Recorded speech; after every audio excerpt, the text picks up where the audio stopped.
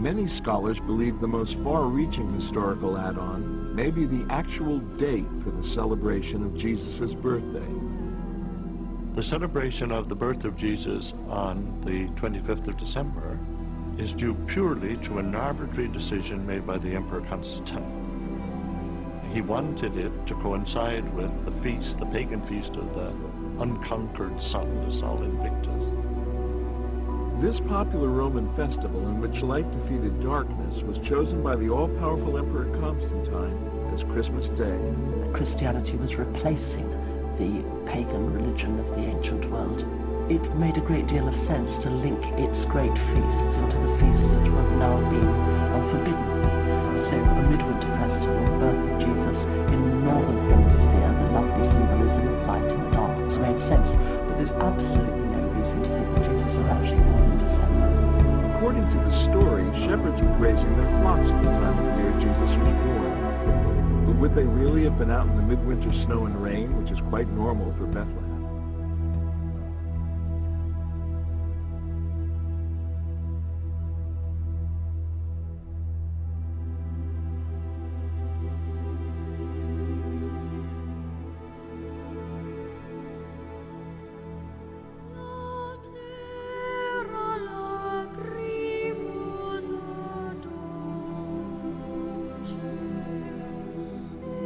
In 1819, America's best-selling author, Washington Irving, used his influence to promote St. Nicholas in a popular Christmas story titled Brace Bridge Hall. Consulting Irving's writings, Episcopalian minister Clement Clark Moore penned a decidedly secular tale called A Visit from St. Nicholas in 1822.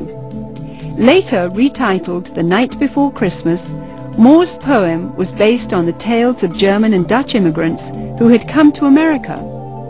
Intended originally only for his own children, Moore's story was published in the Troy Sentinel in New York and became an overnight sensation. Gone were the bishop's remnant of St. Nicholas. He was now a jolly old elf imbued with supernatural powers. Moore had also replaced Nicholas's companion, the horned-necked Ruprecht, with 8 horned magical reindeer. As the popularity of The Night Before Christmas grew, Moore became increasingly concerned that the story's emphasis on the supernatural and its disregard for Christ would reflect poorly on his position as a minister.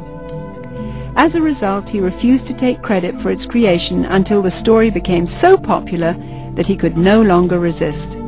40 years later, illustrator Thomas Nast, political cartoonist for Harper's Weekly, seared the image of Santa Claus into the minds of the world by creating a drawing which combined Moore's jolly old elf with images of St. Nicholas taken from his own native Bavaria.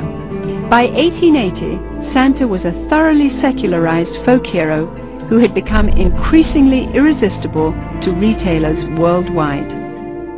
It has been called the Day of Days. It is a time of magic, pageantry, warmth, generosity, and love. For many of us, our fondest childhood memories revolve around the traditions of Christmas. It is a time that many around the world celebrate as the birth of Jesus Christ, the Savior and Messiah of mankind. In recent years, however, the spiritual holiday has become a time of mass marketing and crass commercialism. Incredibly, many businesses derive more than half their yearly income during this period. The process of gift-giving, once thought to have come from the story of the wise men who offered gifts to the newborn Christ, has evolved into the buying frenzy we see today during the month of December. But what about the other Christmas traditions? Have you ever wondered why we decorate the Christmas tree? Why we light the Yule log? Why we hang the mistletoe? And why we teach our children to believe in Santa Claus? Likewise, evergreen trees have always represented sex and fertility in pagan cultures. During the winter solstice, trees would be chopped down, brought inside, set up, and decorated as idols for worship. The Christmas tree was regarded as a sacred tree. The pagans of Northern Europe typically worshipped trees. They regarded trees and groves as sacred. So the bringing of the tree into the house would have be a way of bringing this supernatural source of blessing into your home. That was the whole idea, that there were spirits who resided in the trees. In the Middle Ages, the tradition of the winter solstice Christmas tree primarily took root in Germany. During his reign, King George I, himself of German extraction, brought the custom to Victorian England. German immigrants settling in Pennsylvania did the same in America during the early 1800s. In 1848, the London Illustrated News published this famous engraving depicting Queen Victoria and her royal family beside a decorated Christmas tree. And within a few years, nearly every English household had their own tree in allegiance to the monarchy. By 1900, the U.S. Forest Service estimated that at least 1 in 5 homes in America had adopted the Christmas tree tradition. Thousands of years earlier, God, speaking through the prophet Jeremiah, warned against this pagan practice in the Old Testament. Thus saith the Lord, learn not the ways of the heathen, for the customs of the people are vain. For one cutteth a tree out of the forest, they deck it with silver and with gold. They fasten it with nails and hammers that it move not. Be not afraid of them, for they cannot do evil, neither also is it in them to do good.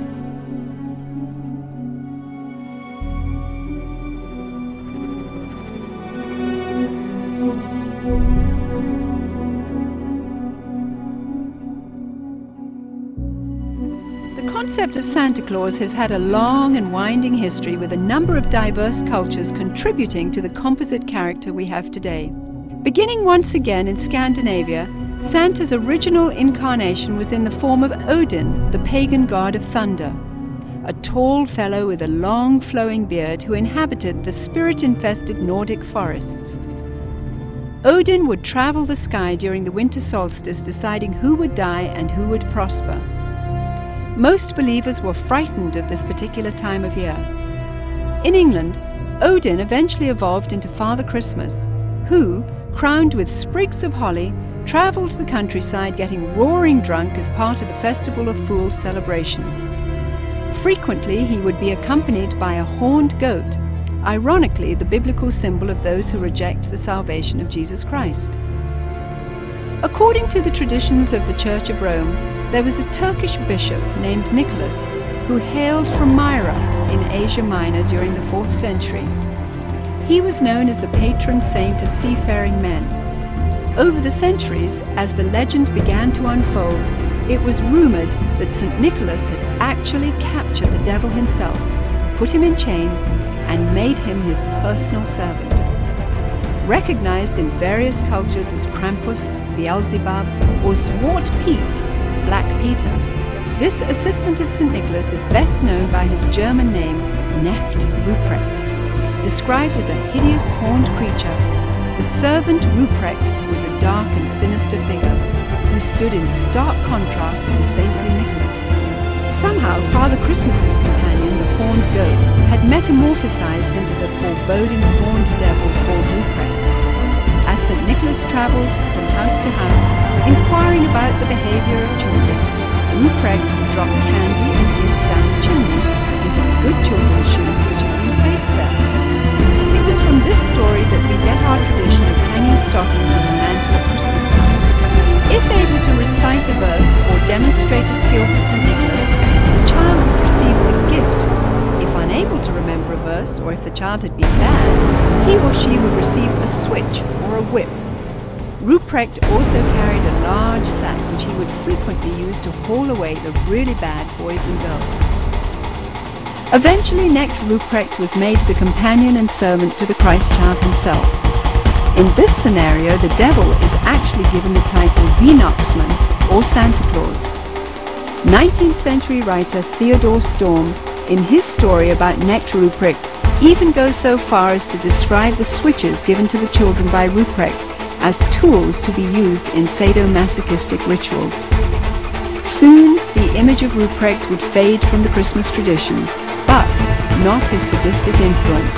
Many of the early depictions of Santa Claus portrayed him not as a jolly gift giver, but of an unfriendly disciplinarian, complete with a ready switch or whip.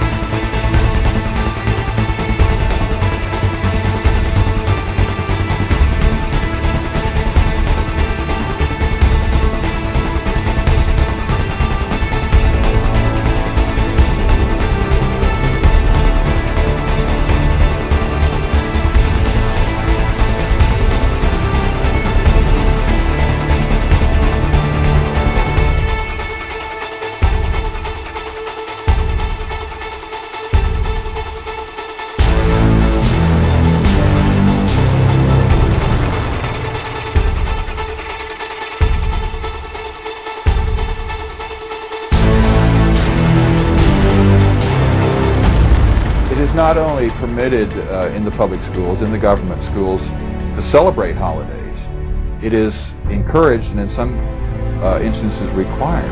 But with this condition, they must be pagan. They must not be Christian. Christmas time, they are certainly encouraged to put on Christmas programs and Christmas plays, but all references to Jesus, all references to the gospel, all references to the incarnation, all references to God must be omitted. They sing about Santa Claus, they sing about Rudolph the Red-Nosed Reindeer, and God only knows what else they sing about that isn't scriptural. In the 17th chapter of John, Jesus taught that it was appropriate for his followers to be in the world, but not of the world, meaning that we should be involved in our world so as to have a positive influence, but not become corrupted by it. The mighty Joshua, in challenging his people, said, "Now therefore fear the Lord, and serve him in sincerity and in truth, and put away the other gods which your fathers served. Choose you this day whom ye will serve, but as for me and my house, we will serve the Lord."